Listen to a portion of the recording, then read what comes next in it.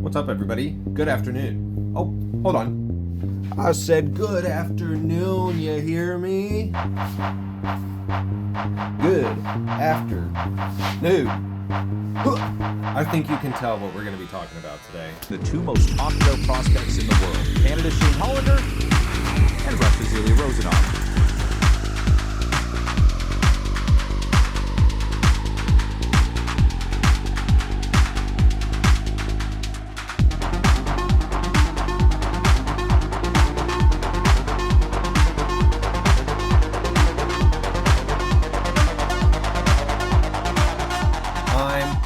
In a moment of life where I am obsessed with heated rivalry, as many people are, I just wanted to talk about it as an author myself who is interested in ideas about impact and legacy. And I have a lot of opinions about what's going on in this specific moment in time with this show, with Rachel Reed, with the actors, and some controversies going on. So I just wanted to talk about it and kind of spill, if you will. And yes, I have to rep my homeboy, Mr. Shane Hollander. I, like many people, spent a decent chunk of my December watching the TV show on HBO by Crave, directed by Jacob Tierney, starring Hudson Williams and Connor Story and many other people, and connected with it. Different people connected with it for different reasons. Some people just liked how hot it was, which it was. Some people liked the more emotional arc of the story. Some people were already fans of the book and wanted to see it adapted. Some people liked the actors, maybe a little too much, and there's a lot to talk about. So I had never read any of the Game Changer books. I had never even heard of Rachel Reed, to be honest. And I think that's the beauty of adaptations of your work. As an author, I think a lot of people write stories and are interested in one day them being adapted into TV shows or movies, depending on the content. I think it's a great way to get your work out in the world and in front of new people. I think there's a lot of controversy oftentimes because authors might be in disagreement with the way a movie director or a TV producer, how they want to tell the story and adapt the story. And that's where things get tricky, because especially in large, complicated works,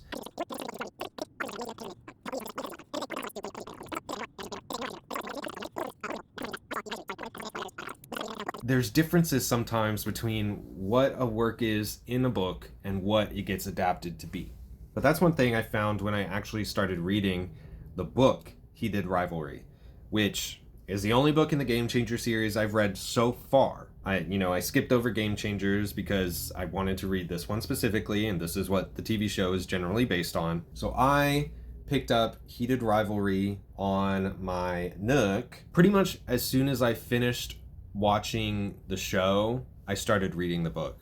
And what I found was that it's almost nearly a one-to-one adaptation, which I did kind of sigh, shrug about, because I looked at that and I was like, okay, a lot of these emotional scenes in the show are not a interpretation of what the book was. It's literally the dialogue was in the book, which I think is great for the purists who like things adapted spot on, but sometimes isn't always beneficial when you're trying to tell a story in a different medium. I think it worked for Heated Rivalry because there's so much more they worked with in the show that you can't exactly get across with text. At the same time, a lot of the scenes after reading them in the book, they didn't necessarily hit quite as hard. So I think that definitely affected how I viewed the book a little bit, because I did watch the TV show first. So I knew I was basically replaying these scenes in my head when I was reading the book, and they didn't hit as hard in the book when it's just, dialogue back and forth as they did in the show. When you have your music, when you have your mood lighting, when you have your cinematography. And that's one thing I love so much about the TV show, is that it's beautifully done. It is not just hockey smut, gay hockey smut. You want me to get on my knees on this filthy bathroom floor and suck your dick? You will have to ask nicer than that. Gay boys playing hockey. All these things that are ironic ways of selling the show. Admittedly, it's how I got into the show. Everybody around me was talking about it. I was holding out because I was like, I don't have HBO. I have other things to focus on right now. It was December. I was doing like a Christmas market at my work. It got to the point where I was at home. I was off work one day. I was watching a bunch of movies throughout the week and said, you know what? I will finally sit down and watch this damn show. At the time, 5 of the episodes were out. So I binged watched all 5 episodes just straight through, and then only had to wait a week for the finale after Christmas. And even before I watched the finale, I picked up the ebook because I knew I wanted to read it and check it out. Also, as a romance writer, I need people to reference. I need things to reference, and it's always good to be on top of the market as an author. That's why I read a lot of fantasy. That's why I read romance. Intermittently, I definitely read more fantasy than I read romance, but I pick up romances because I do enjoy them. I do like rom-coms, movies, and I have enjoyed writing romance as a genre. And so I wanted to do it, for a bit of research as well. And what I found was that I really did enjoy the book. I think the TV show is such a good adaptation of it and really important for different reasons, which I wanted to talk about today. Because it's one thing to just say, I really enjoyed the TV show. The cinematography was great. The music choices, the tension, the acting on the part of Hudson Williams and Connor Story. Amazing. I read The New Yorker now. Really? No, The New Yorker is boring. My dad loves it. Ah. So being boring is genetic. Genetic. Amazing. Even the little mini adaptation of the first book, Game Changer, in episode 3 and then into episode 5. I thought that was really well done. It was a really well executed television show. So congrats to all involved, Jacob Tierney, Crave. I think a lot of fans of the show have, kept in the know with all the little tidbits of information, all the backstory, how Crave picked it up and how they shopped it around, but other people wanted a lot of changes made, but Jacob Tierney was really adamant in his vision, and that's how we got what we got. That's what convinced HBO to pick it up. That is why it was very suddenly launched at the perfect time, which was holiday season. Thanksgiving into Christmas, plenty of time for people to relax and watch a TV show, plenty of time for people to talk about it. And that's one thing that is so true about this property is word of mouth is what has made it into such a cultural moment. I did not plan to watch this. Even though I knew of it, I did not plan to watch it until several people around me said, you gotta watch it, you'd like it. And I did. So thank you to those people. And it's definitely gotten me interested to read the rest of the series. And the success of this TV show is already impacting so many people involved. And that's just another great reason that this cultural moment can be beneficial and is beneficial. Hudson Williams is one of the it boys of the moment. He's getting gigs left and right. I am fully on board with him playing Nightwing. So James Gunn, let's get to it. He needs to be in spandex with that butt of his. He's got the swagger, he's got the body, he's got the attitude. He would be a great Dick Grayson. And you got to take advantage of the moment with things like that. Connor Story is getting lots of calls from his agent. He's got lots of projects lined up. He's another it boy in the moment. I'm happy for both of them. I'm sure Jacob Tierney is going to be very solidly booked for the next however often he wants to be because of his success with the show. He's obviously making seasons 2 and 3, and I'm sure he's going to be able to do whatever he wants.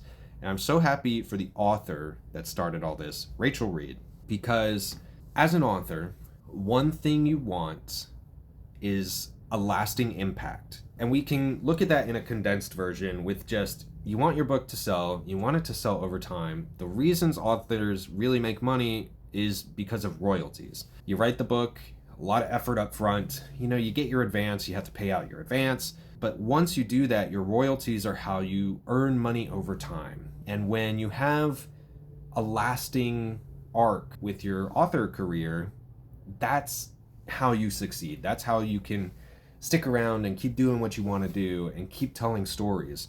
And so I'm happy that she's having her moment in the spotlight. I'm happy that she's able to write another book and use this moment to capitalize on people's interests. And her next book is obviously going to be a success. But another thing I really wanted to touch on is actual real world impact. And I know that not all authors seek out this goal, and not all authors can accomplish this goal even if they do seek it out, or they can accomplish it without seeking it out. But having real world impact based on your stories, your creations, I think is so important to so many people that write, that tell stories. Even if you use storytelling and you don't actually write books, like storytelling as an art form, as a mechanic used in tandem with other things, it's how you connect with people. It's one of the oldest forms of connection we have as a human civilization. And so I truly believe that these books, that this show, Heated Rivalry, are impacting people. Not just, I was entertained, which is still a valid way to engage with media, but when there's a deeper level to that, it makes it all the more impressive. And one thing that's so important about Heated Rivalry specifically is that it's about a sports league, and it's about the NHL. This is a hypermasculine, very gruff sport.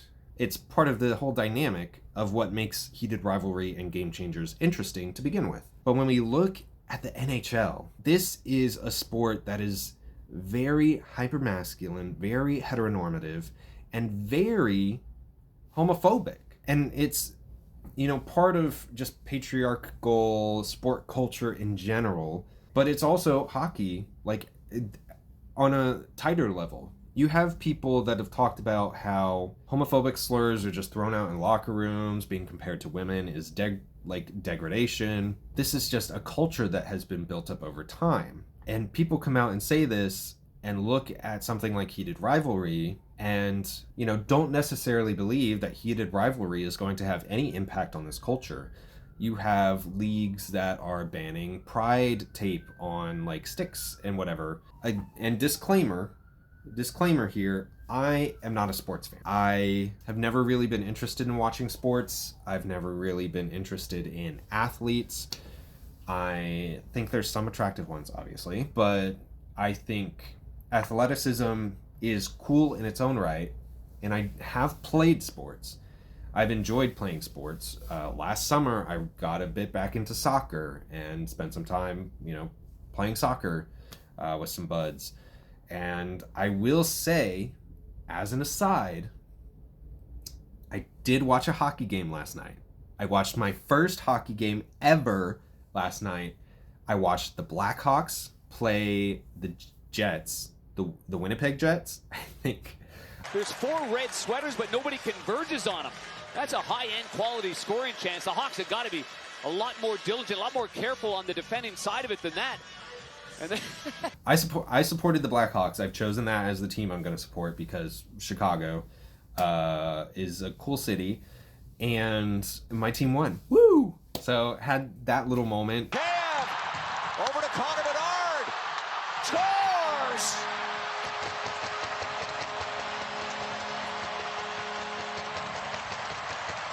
It was interesting to watch because if anybody else watched the game, a whole lot of nothing happened for the first 2 periods, I think.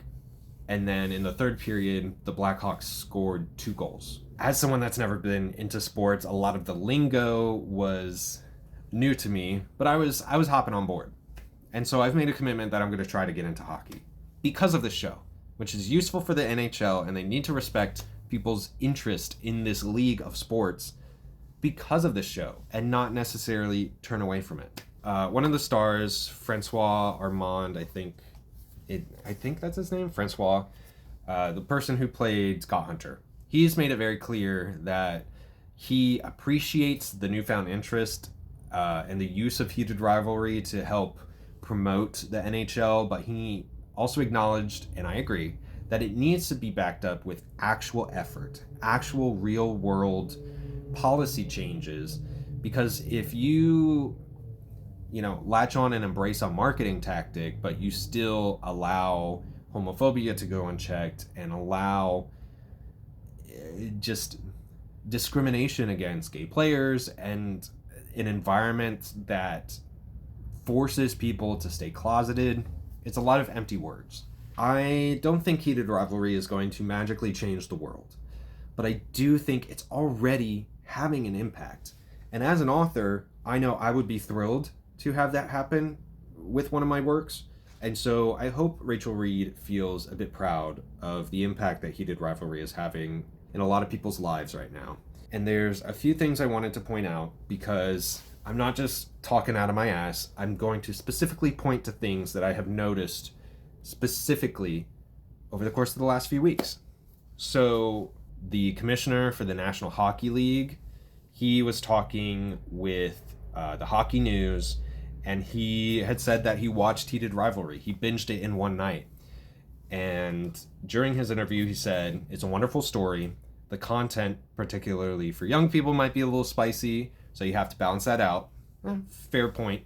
But then he goes on to say he enjoyed the show, and he praised the show and said the storyline was compelling. He also made it clear at one point that he and the league do support the LGBTQ plus community, and that he's fine with hosting Pride Nights with the league, and then tried to justify some other actions in terms of Pride jerseys, which that's a different conversation. There's pros and cons to certain things, and there are nuances to having a lot of outside movements represented, which is not really my place to say because I'm not a sports fan. I'm not someone that is involved in this, and I don't want to put too many of my 2 cents.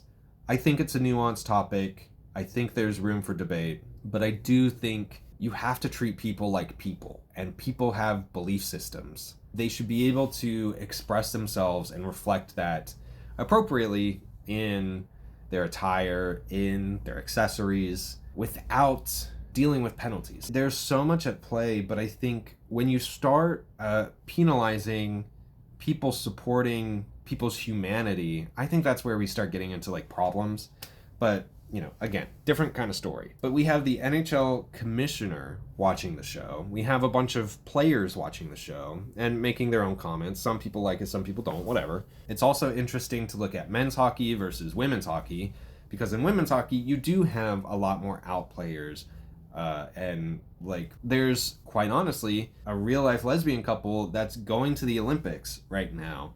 That is an ironic reflection of the heated rivalry show. These two players, Anna Kjelbin and Ronja Sevelanin, sorry for the names, they're going to play on different teams in the Professional Women's Hockey League and will face off against each other at the Winter Olympics in Italy. But they are engaged. And that's such a fun way to show that things like this are happening. Heated rivalry is not unrealistic. And when we talk about representation, a lot of people think we are in a post-representation moment in life. A lot of people are anti-woke. A lot of people still are bitter about seeing black people or women on their TV screens in roles that are atypical for their stereotypical characters, which is ridiculous. And so there is still reason to see representation for queer couples and gay men, even coming out stories. Those are still important. There's a difference between coming out stories in shows like Heartstopper or Love, Simon, however you feel about those shows, and coming out stories and things like Heated Rivalry. We have two very different stories going on with Scott Hunter and then Shane Hollander having to come out to his mom by the end of the show. It's very impactful for some people. When I watch the show, Yeah, I cried a bit during episode 5. It was such a beautifully executed episode of television. The music, the lighting, the cinematography, the direction, the way the plot climaxed. I highly respect that it is one of the highest rated episodes of TV ever. Apparently, I don't know if it's still that case, but it got to the point where it was competing with Ozymandias from Breaking Bad. So put some respect on its name. From the moment of Shane coming out to someone for the first time, coming out to Rose in the diner, the way Hudson Williams played that, I've been there. I've had conversations like that as a queer person, where you're talking to someone that you know knows. And you might not be ready to come out, but you know you have to this person because you have no choice. You've kind of passed that point where you have the choice. This person knows. And so you need to take the leap. And it is a burden. And it is a burden that gets relieved when you are finally able to talk to someone. So that was a perfectly done scene. And I like that scene in the show a lot more than it is in the book. I felt a lot of the Rose arc in the book was very flat, but it was very multidimensional in the show, in my opinion. And then you have the final moment of episode 5 where Scott Hunter comes out and welcomes Kip onto the ice, comes out publicly in a very dramatic fashion. But we love that. And the reason it's so impactful in that moment is because it impacts people watching. To see something like that, that gives Ilya the courage to finally take the leap with Shane to go to the cottage. That's what gives Shane the courage to move on and reconnect with Ilya in this moment in the next episode as well. This is not just a one-off moment, and that goes to show because a lot of different people have had different opinions about the show. There are some hockey players that have said that this show really isn't going to change anything. And again, I don't think it's going to change things overnight. I don't think it's going to change everything and make everything better, but I do disagree with the people that say it's not going to change anything. Brock McGillis, who was the first out professional hockey player, did have some thoughts, and he shared them with Pink News and talks about how the show impacted him. He had a similar experience to the secret relationship that Hollander and Rosanov had, saying he secretly dated a guy for years. But then he does go on to say that there's such a culture, just an ingrained homophobic culture in hockey that pushes people down and forces people into the closet. And a romance like Heated Rivalry is not there for everybody. And it's a scary place to be in because obviously Heated Rivalry, the Game Changers series, they're going to have happy endings because they're romance novels. That's what has to happen. Not everything is going to have a happy ending in real life. He does say he thinks the show will have some positive impacts, but he did mention that the show is not going to lead to people to come out. You know, he says nobody's like, oh yeah, this came out and now I'm ready to come out. It's not happening. Says it's probably more likely to have an adverse effect on a player coming out, and I hate to be negative because I really enjoy the show, but I also don't believe that many hockey bros are going to watch it. And I don't think if they are watching it, they talk about it positively. He's kind of insinuating that if straight hockey players are watching us, they're going to make fun of it, which is their right. If they want to have that attitude about it, so be it. But I think there's also been lots of moments, not necessarily of hockey players watching it, but of regular straight people watching it. Straight guys watching Heated Rivalry and respecting the story that it's telling, becoming emotionally invested in the story. Yes, joking about the sex scenes and how horny everything is, but who cares if they do it? Like, we as queer people are doing it. We're joking about how horny the show is. We're joking about things in the show. And I do respect Brock McGillis' opinion because he is the first out professional hockey player.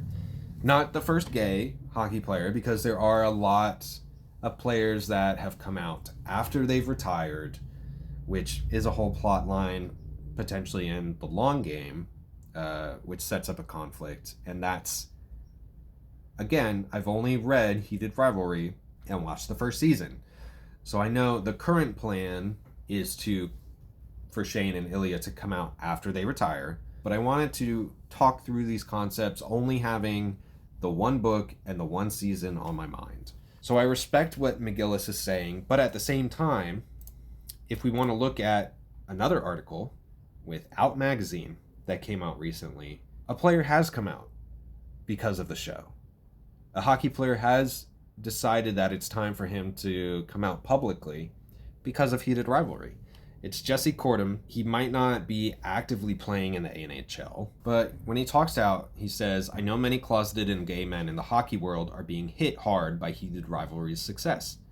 Never in my life did I think something so positive and loving could come from such a masculine sport. I've struggled the last few weeks to put these emotions into words, fearing the impact on team dynamics." And then he says, "Today I took the steps to finally tell my hockey journey and my story. I'm beyond grateful for all the positive comments I've received from past teammates and high school teammates." And then he has a whole statement, which I will link below to Out Magazine. I don't think I'm not gonna read through all of it, but I think it's well worth the read because it goes to prove my point that this is already having an impact on people, and it's impacting the people that need it most. You know, it's one thing for me as an already out queer person. I'm bisexual. I've been out for a while.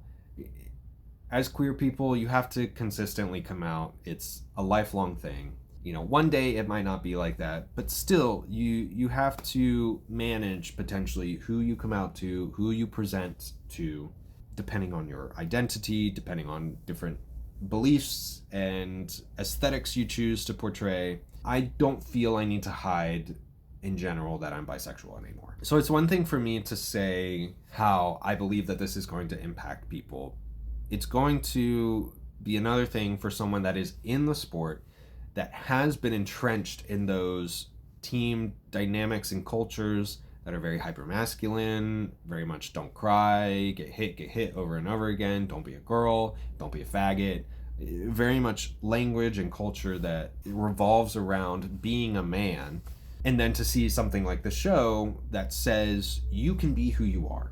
You can find love. It's okay to be gay, etc., etc. And so for Jesse Kortuem, he says, "I love the game, but I lived with a persistent fear. I wondered how I could be gay and still play such a tough and masculine sport." And he never thought he could come out, neither in high school or afterwards. "I spent every week in a locker room with guys I respected, yet I still did not feel safe enough to tell them who I truly was." We have another player, Matt Kenny, who played competitive hockey, had a secret relationship with another player, and is talking about how watching the show is bringing back memories because it's such a reflection of things that he went through before he made the decision to walk away from the sport. Like we saw in Heated Rivalry, I had a similar experience with another hockey player. And like, so many closeted athletes, I think part of what this show did as well was represent this joy that none of us, well, I can't say none, but most of us didn't end up seeing. I didn't expect that an episode of a TV show, some sexy hockey dudes to throw me back into a place I thought I'd survived. Part of why I'm here today talking to you is because we need more voices speaking up. We need more voices so that characters like that become real life. We're so kind of conditioned to see these gay stories as trauma, and mine personally ended in a very different way than what we saw in Heated Rivalry. Made some very drastic decisions, and one of them, unfortunately, in retrospect, was to hang up my skates. And so this is not just smut. This is not just, a romance novel. This is a reflection of people's lives. Obviously, Heated Rivalry has a happy ending. Some of the players that are empathizing with this or connecting with the show might not have had a happy ending. There's so many things to keep in mind. I also have another thing that I saved, which is that Ilya Rozanov is from Russia. There's a moment where there's comments about how his family is going to view him, how he could never come out in Russia, how, at the Olympics they have to be careful because of other players that are openly gay.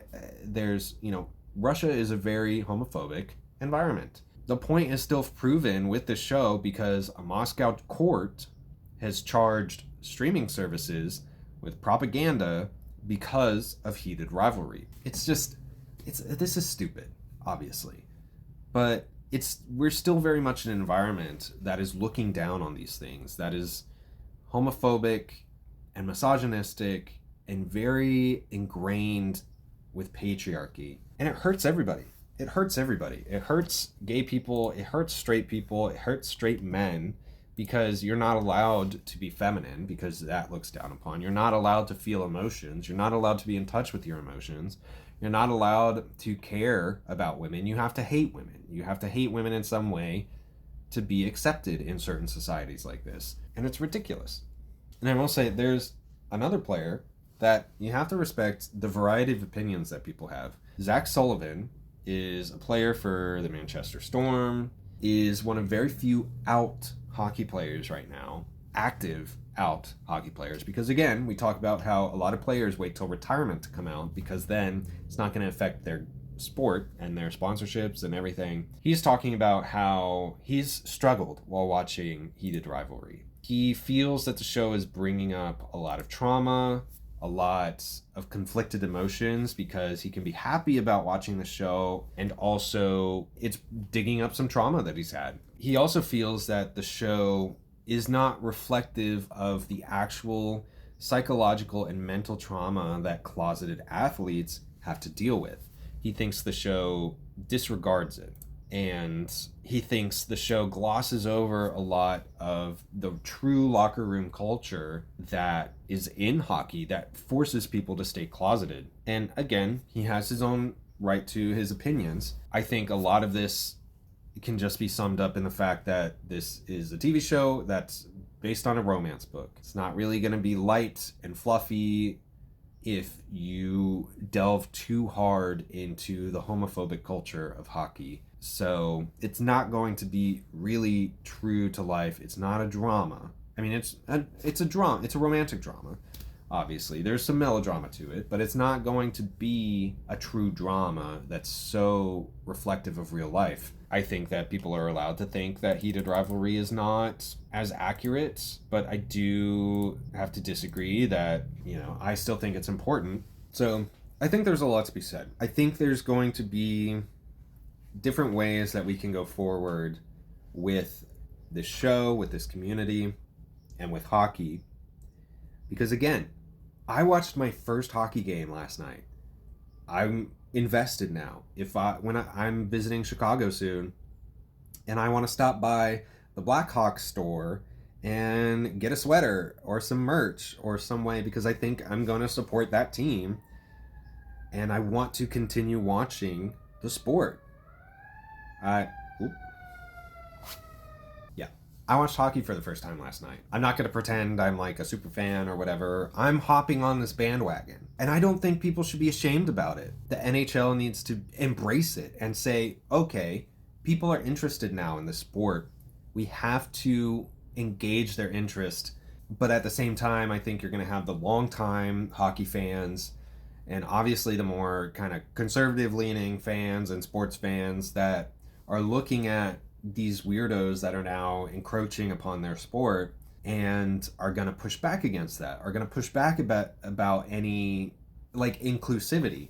And so we have a really complicated trajectory that we need to embrace and encounter and deal with going forward, because I don't want to support a sport that is homophobic, that hurts closeted and gay and openly queer players. I don't want to support a sport like that. But I want to give hockey a chance. I want to check it out. I think it's fun. I enjoyed watching what I did last night. And I think players and viewers and fans are going to have to all come together and kind of embrace this moment and hope that the most positive change can come from this, which is one thing I'm really looking forward to with Unrivaled, because based on the synopsis, it's just this very concept that I think Rachel Reed is going to talk about, because Rachel Reed is a hockey fan. I've seen her talk about it, and she apparently is a hockey fan and has been. And so she's writing about how after, I think in the future, more hockey players are coming out or whatever, there's this conservative blog or podcast that's coming out and wanting to retake hockey, retake the sport, from all the woke people, which I think is going to be very politically relevant and very relevant to kind of how this moment is going to be in terms of hockey, in terms of players coming out, more players being potentially able and safe to come out.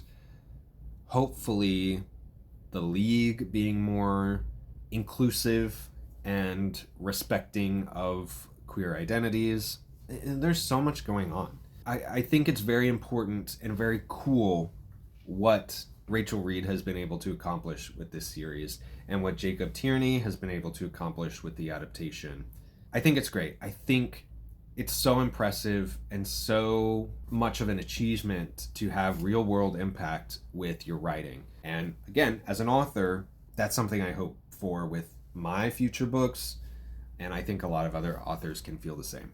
Now, there's other points I want to make very briefly, but it's really not worth too much talking about in this video, but it's just kind of a larger cultural issue we have right now, is that a lot of people have no fucking chill. A lot of people have no respect for other people. I think a lot of people will understand what I'm talking about when it comes to fans dealing with the actors as people. Hudson Williams, Connor Story, dealing with the author, Rachel Reed, dealing with other actors, Francois, and the whole conversation about needing to know people's sexualities, which I think is partially ridiculous. I think, we have to toe the line and be respectful without... we can't call everything queer baiting. Hold up your hands, shut your mouth. We cannot call everything queer baiting. There are certain things that are queer baiting. None of the fucking actors from Heated Rivalry are queer baiting. It's one thing to have a really touchy-feely relationship with your co-star, friendship, because you're playing queer actors and you're comfortable amongst each other. That's not queer baiting. Queer baiting is the fucking gym bros on Instagram that are pretending to be gay to get your dollars, to get the dollars from queer guys wanting to pay for their OnlyFans or fitness classes because they pretend to be fruity or whatever, or put out that's really more queer baiting than actors not disclosing their sexuality to you. I think there's a fine line to be made between allowing queer actors to play queer roles, but at the same time, we cannot hyper police people. It's disrespectful to force people to come out just because you, for some strange reason, have an invasive need to know someone else's sexuality, someone that you're never going to be friends with, that you're never going to meet, but someone you're probably never going to have any real connection with. Why do you need to know their sexuality? Why do you need to know who they're dating? You don't. It also goes into discrediting bisexuality. We're having issues with that, which we always have issues with that, which pisses me off because you can be bisexual and again, different conversation for a different day, but we're discrediting bisexuality from some of these people. We're treating them like just toys to play with. Not we. I'm not. And I know a lot of people aren't, but there's a lot of people that are not viewing all these people involved as actual people. And it's part of just the general cultural moment we have recently where, I forget the term of it, but it's like a parasitic relationship with a vlogger or someone through a screen. Parasocial relationship.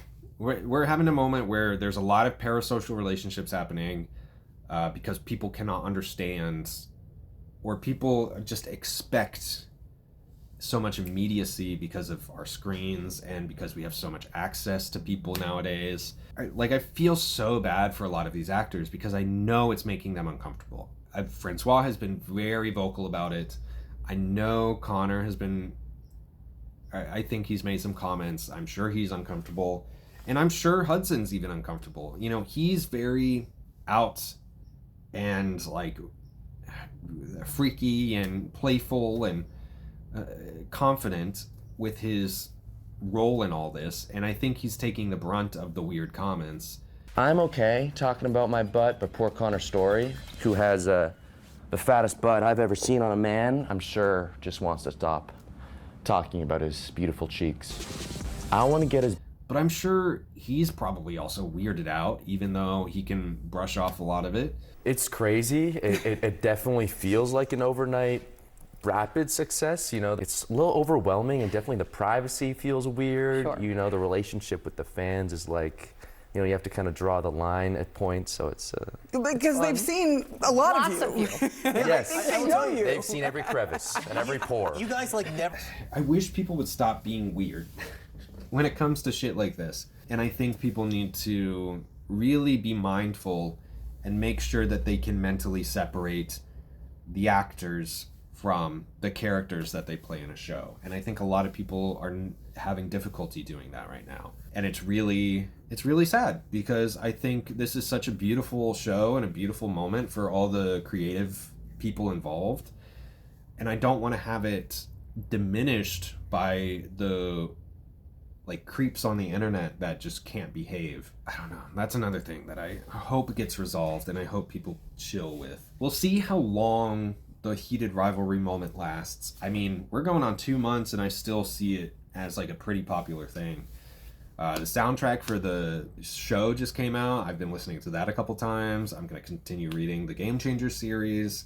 I think we're probably going to see changes with the NHL, maybe.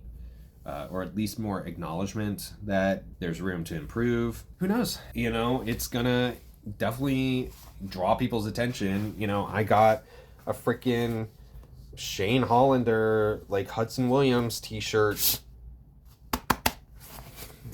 because it popped up on my Instagram ads. Big Brother's always watching. I took a chance. I paid, what, 40 fucking bucks for like this t-shirt, which is pretty comfy. I do think this, the like printing material, the like vinyl is not great, and I'm sure it's gonna start fading after a few washes, but that's where I'm gonna wrap it up. I think I said a lot. It's getting dark, you know, this light's getting a little harsh on my face. Please talk with me in the comments. I think there's a lot to be talking about with this show. I love to have conversations about shit like this, but I'm happy to be alive, where I can watch gay hockey boys be half naked or fully naked on my screen and watch an emotional story and notice that it has real world impact. So feel free to talk in the comments with me, whether you agree with me on certain things or not. Yeah, thank you for watching, and until the next one. Bye. He just topped the boards. You don't have to do this. Yes, I do.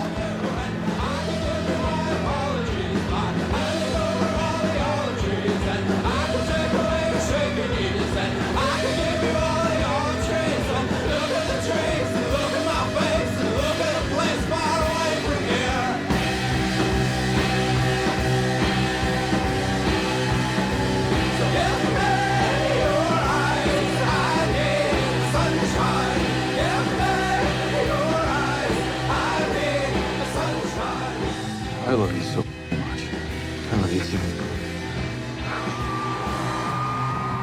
You don't see that every day. Pretty big night for hockey.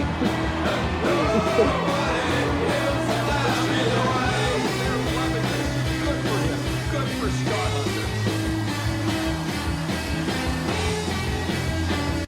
What the? I'm coming to the cottage.